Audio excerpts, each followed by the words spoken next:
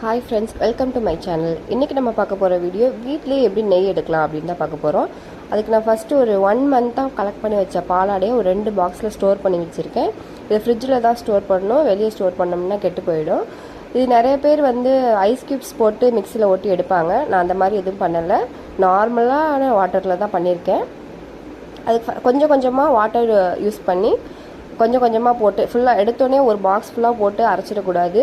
கொஞ்சம் கொஞ்சமாக ஒரு பாக்ஸில் ஒரு ஹாஃப் போட்டு நார்மலான ஒரு ப்ளைன் வாட்டர் ஒரு 1 கிளாஸ் ஊற்றி அரைக்கணும். அதுக்கப்புறம் திரும்ப அந்த அரைச்சதுக்கப்புறம் தண்ணி தனியாக வெண்ணெய் தனியாக பிரியும். அந்த தண்ணியை செப்பரேட்டாக எடுத்துடணும்.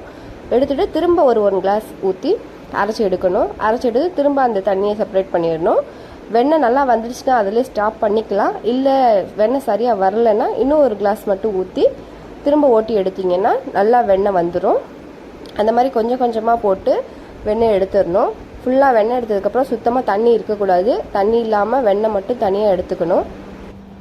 அந்த மாதிரி எடுத்த வெண்ணெயை நல்ல ஒரு அகலமான பாத்திரத்தில் கொஞ்சம் கனமான பாத்திரமாக எடுத்துக்கோங்க. அதில் போட்டு அடுப்பில் வச்சு காய்ச்ச ஆரம்பிங்க. முடிஞ்ச அளவு மீடியம் இல்லை ஸ்லோ ஃப்ளேம்லேயே வச்சு காய்ச்சிங்க. ரொம்ப ஹை ஃப்ளேமில் வச்சிங்கன்னா டக்குன்னு பொங்கி ஊற்றிடும். ஏன்னா பொங்கி பொங்கி வந்துகிட்டே இருக்கும். ஒரு கரண்டி போட்டு லேசாக கிண்டி விட்டுட்டே இருங்க. இப்போ பார்த்தீங்கன்னா தெரியும், நல்லா எல்லோயிஷாக இருக்குது. மேலே நுர கட்டிட்டு நின்றுட்டுருக்கு. இந்த நுரையெல்லாம் பொங்கி பொங்கி நல்லா அடங்கும் போது உங்களுக்கு நல்ல ஒரு எண்ணெய் பக்குவத்துக்கு அது வந்துடும். எண்ணெய் கலரில் வந்ததுக்கப்புறம் அடுப்பை ஆஃப் பண்ணிடுங்க. நீங்கள் சரியாக காய்ச்சாமல் விட்டிங்கன்னா சீக்கிரமே நெய் கெட்டு போயிடலாம், இல்லை சரியாக வராது. அதனால் நல்லா எண்ணெய் பக்குவத்துக்கு வந்ததுக்கப்புறமா அடுப்பை ஆஃப் பண்ணிடுங்க. ஆஃப் பண்ணி கொஞ்சம் சூடு குறைஞ்சதுமே ஒரு பாத்திரத்தை மாற்றி வச்சுடுங்க. அதில் அசடுகள்லாம் வரும், அதை ஃபில்டர் பண்ணி நெய்யை மட்டும் தனியாக எடுத்து பாத்திரத்தில் சேஞ்ச் பண்ணி வைங்க. அந்த மாதிரி சேஞ்ச் பண்ணதுக்கப்புறம் நான் உங்களுக்கு ஃப்ரிட்ஜில் வச்சு கொஞ்சம் நெய்யை காட்டுறேன், ஃப்ரிட்ஜில் வைக்காமல் கொஞ்சம் நெய்யை காட்டுறேன்.